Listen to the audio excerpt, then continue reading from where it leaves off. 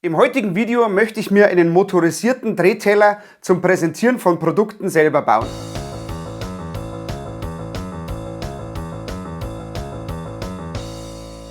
Hallo, Servus und herzlich willkommen auf meinem Kanal Franz Kann's. Der Franz, der bin ich. Und ihr seht, auf meiner Werkbank hier geht es schon ziemlich zu. Ich habe wieder ein Bastelprojekt vor und zwar möchte ich mir, wie gesagt, einen motorisierten Drehteller bauen, um euch irgendwelche Produkte, Objekte und sonstige Sachen elegant präsentieren zu können. Ich habe bis jetzt immer nur das Produkt irgendwo hingelegt, habe mit dem Smartphone eine Runde gedreht, das Ganze meistens dann noch in Zeitlupe und es ist dann trotzdem meistens nicht so schön geworden. Dafür gibt es natürlich eine elegantere Lösung und zwar solche Drehteller hier. Den habe ich mir komplett selber konstruiert. Und ich zeige euch als allererstes mal die elektronischen Komponenten, die ich dafür besorgt habe. Genau das wäre jetzt schon so ein Punkt, an dem ich den Drehteller brauchen könnte. Als erstes habe ich hier mal so einen kleinen 12 Volt Motor. Hier vorne ist ein Getriebe dran, das die Umdrehungen reduziert und auch hier dann um 90 Grad abwinkelt. Dazu habe ich dann folgendes noch. So ein Motorsteuergerät, denn ich möchte die Drehzahl auch noch regeln können. Dazu ist hier auch noch so ein Regler dabei, der hier angesteckt wird. Und ich möchte natürlich auch, dass ich die Scheibe in beide Richtungen drehen kann. Darum habe ich hier noch so einen zweipoligen Kippschalter genommen, also einen Schalter mit zwei Wechselkontakten drin. Ansonsten brauche ich natürlich nur noch ein paar Drähte und so weiter. Jetzt kommen wir zum Aufbau, wie ich das Ganze vorhabe. Nachdem ich die Komponenten alle hatte, habe ich dann eine Zeichnung gemacht, wie das Ganze aussehen soll. Und da haben wir zum einen hier mal das Gehäuse. Hier in diesem Gehäuse ist vorgesehen in der Mitte die Aussparung für den Motor, dass er hier schön eng reinpasst. Daneben habe ich hier 4 Löcher mit Verstärkung konstruiert. Hier sollen Gewinde rein, an denen dieses Motorsteuergerät dann angeschraubt werden kann. Und dass der ganze Teller natürlich danach nicht so wackelt, wenn er mittig auf dem Motor gelagert ist, habe ich hier noch 5 solche Halterungen eingebaut. Hier kommen dann später Rollen mit Kugellager rein, die die Platte immer schön gerade halten sollen. Dann habe ich konstruiert eine, ich nenne das jetzt einfach mal Kupplung. Hier mit 4 Löchern drin und hinten die Aufnahme. Die kommt hier auf den Motor, auf den Gewindemotor drauf. Der wird dann hier unten eingesetzt. Und dann habe ich natürlich die Platte, das wäre diese hier. Die Platte hat hinten die 4 Gegenstücke zu diesen Noppen, also die wird dann einfach nur so oben drauf gesetzt. Das habe ich unter anderem gemacht, weil ich natürlich das Ganze sonst nicht mehr zusammenbauen kann. Wenn ich jetzt das hier fest drauf mache, komme ich an die Elektronik und so weiter nicht mehr hin. Und zum anderen ist es ja so, dass manche Produkte, die dunkel sind, dann eben eine weiße Unterlage brauchen. Und wenn ich jetzt Produkte allerdings habe, die weiß oder hell sind, möchte ich das Ganze mit einer schwarzen Unterlage machen können. Also habe ich diesen Teller zum Beispiel nochmal in schwarz konstruiert. Den kann ich dann einfach hier statt dem weißen oben drauflegen. Unten das Gehäuse, das bleibt einfach weiß, weil das wird sowieso dann bei den Aufnahmen nicht zu sehen sein.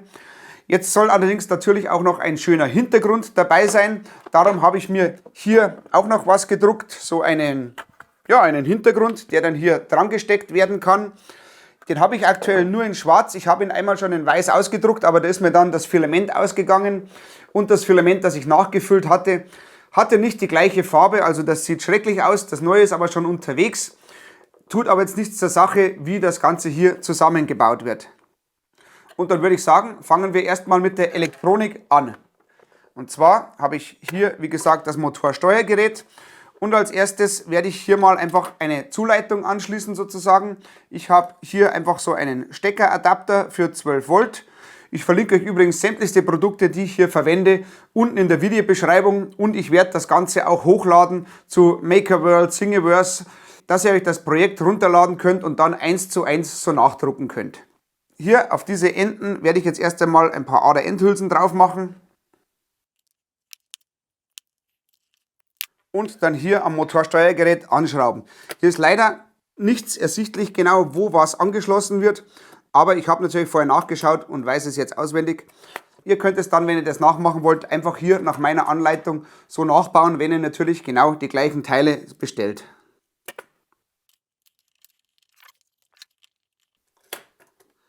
Einmal Minus und einmal Plus. Selbstverständlich brauche ich dann auch noch ein 12 Volt Netzgerät. Das habe ich jetzt hier nicht extra bestellt. Ich habe so viele alte Netzgeräte rumliegen. Ihr müsst halt einfach nur ein 12 Volt Netzgerät mit dem passenden Stecker verwenden. Ich werde auf jeden Fall trotzdem für euch eins unten in der Beschreibung verlinken.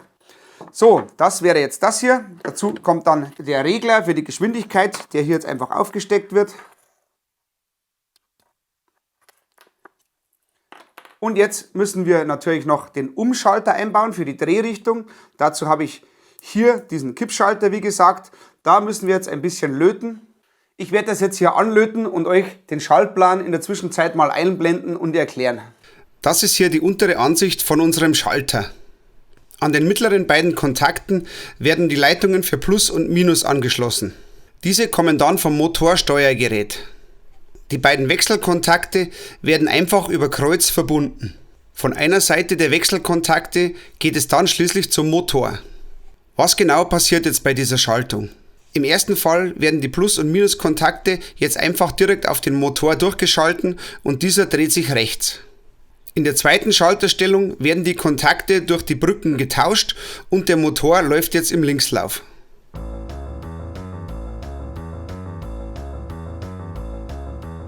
Also, die Technik hier wäre jetzt zusammengelötet über den Umschalter. Jetzt muss ich das Ganze wieder nur noch am Motorsteuergerät anschließen.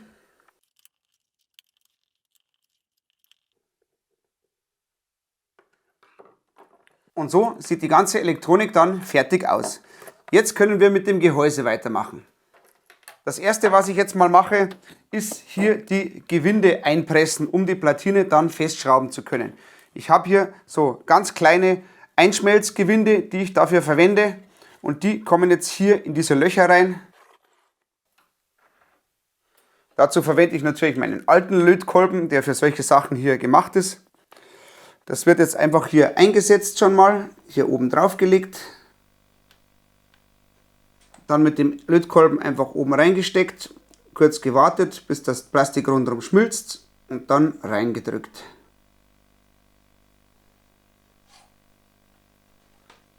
Genau, so soll das sein. Und das Ganze jetzt natürlich bei den anderen auch.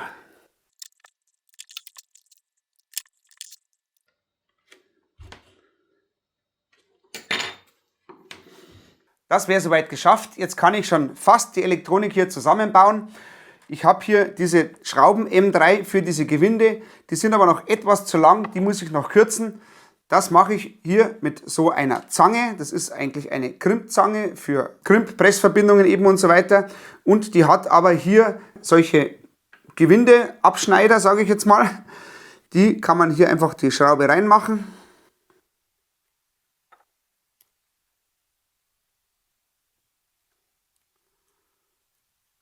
So weit oder so lang, wie man die Schraube halt dann braucht.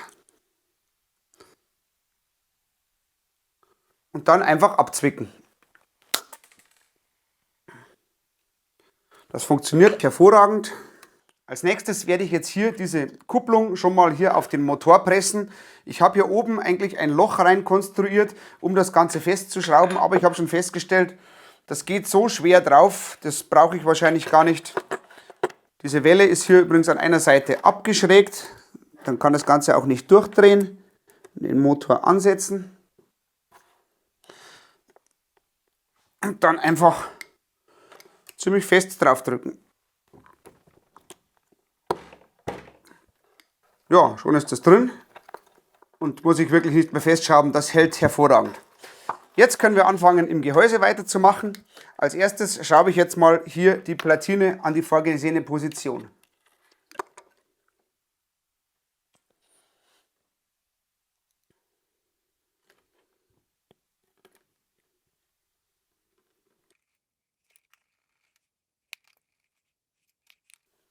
Also die Gewinde passen ganz genau, hervorragend.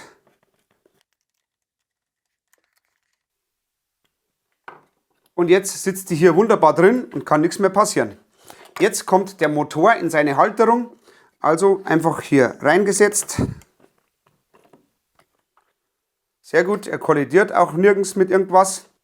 Jetzt kommen noch die Anschlüsse, dafür habe ich in dieses Gehäuse hier diese Aussparungen gemacht. Die sind ziemlich knapp beim Drucken ausgefallen. Zur Not mache ich sie aber lieber etwas größer, bevor sie am Schluss zu groß schon beim Drucken sind. Ich fange als erstes mal an mit, was nehmen wir denn? Den Drehregler hier. Der kommt hier in das untere Loch.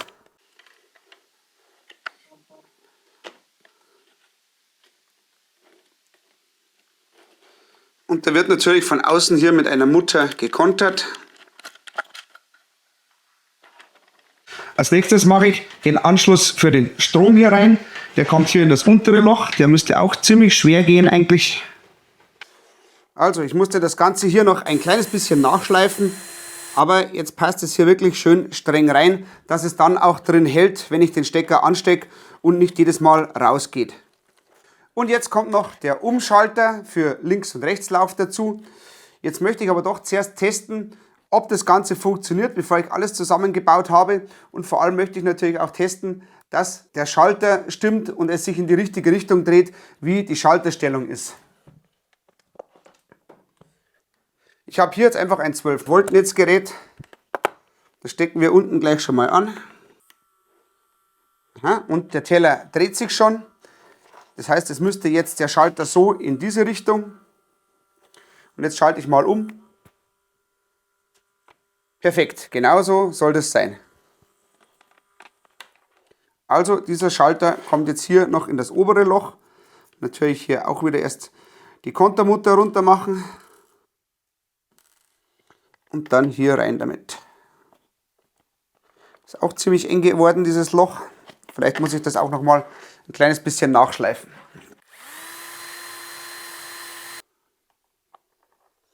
Jetzt passt das wunderbar. Sprengring drauf. Die Beilagscheibe. Und jetzt die Kontermutter. Und natürlich wieder gut festziehen.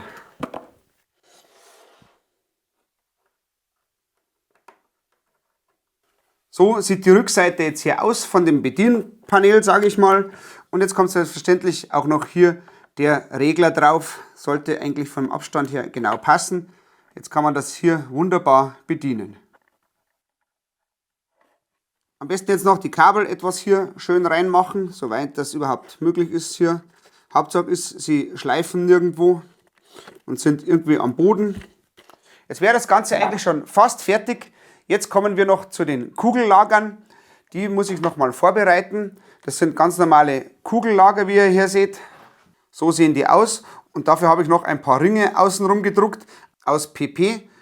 Die kommen jetzt hier um das Kugellager herum. Gehen etwas schwer, aber das soll auch so sein. Das ist so, dass die einfach hier oben mehr Grip haben, wenn der Teller darauf reibt, dass sie nicht einfach nur schleifen, sondern sich auch mitdrehen sollen.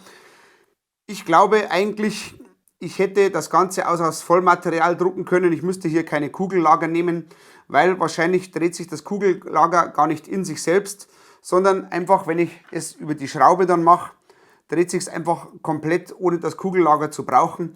Also ihr könnt das Ganze natürlich auch aus Vollmaterial drucken. Ich habe es jetzt so schon fertig und so werde ich das jetzt hier auch einbauen.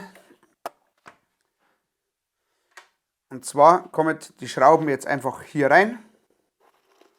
Das ist auch so eng gedruckt, dieses Loch, dass sich die Schraube eigentlich selber hält. Dann natürlich das Kugellager rein und die Schraube durchgeschraubt.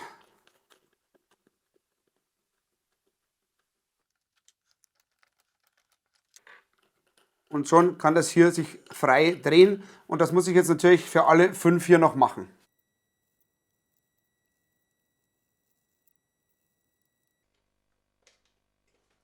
Und damit wären wir eigentlich jetzt schon fertig. Jetzt bin ich auf den ersten Test mal gespannt. Ich lege mal die schwarze Platte auf. Wie gesagt, denn der weiße Hintergrund ist ja noch nicht fertig. Die sollte jetzt irgendwie da einrasten. Genau, ein kleines bisschen Spiel hat sie natürlich, aber das macht für den Betrieb natürlich nichts aus. Sie scheint auch rundherum stabil aufzuliegen. Dann testen wir das Ganze nochmal. Strom anstecken und dann aktivieren.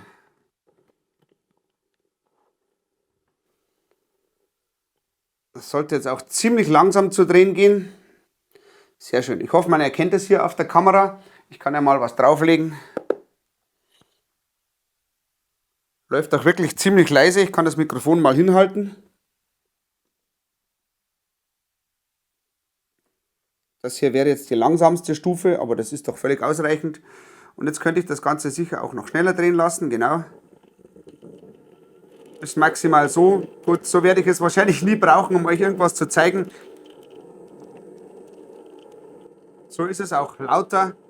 Aber wer weiß, für was ich das doch irgendwann mal brauchen kann.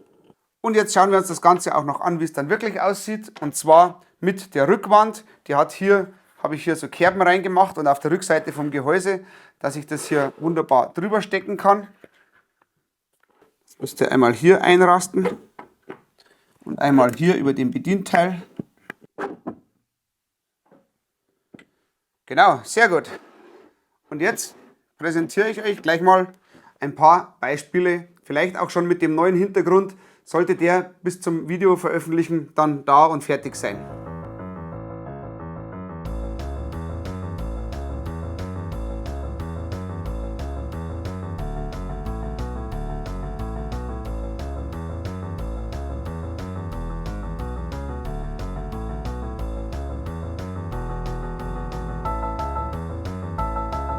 Also ich bin völlig zufrieden damit. Das Einzige ist vielleicht, dass man noch einen Hintergrund bräuchte, wie ihr auf den Videos gesehen habt. Aber ansonsten bin ich voll zufrieden. Auch die Umschaltung funktioniert alles furchtbar einfach und super gut. Die Lautstärke ist ja eigentlich egal, weil ich den Ton sowieso dann wegschneide. Für meine Zwecke, behaupte ich mal, passt das wunderbar. Schreibt mir gerne unten in die Kommentare, was ihr davon haltet. Selbstverständlich ist alles natürlich unten in der Beschreibung wieder verlinkt. Und für dieses Video war es das damit auch. Wenn ihr noch mehr für so Bastelsachen interessiert, schaut gerne mal hier in diese Playlist. Das ist bestimmt dann auch sehr interessant für euch. Meinen Kanal könnt ihr hier noch abonnieren und schaut gerne auf meinem Abenteuerkanal vorbei. Den findet ihr hier auf diesem Button. Das war's und bis zum nächsten Video. Servus!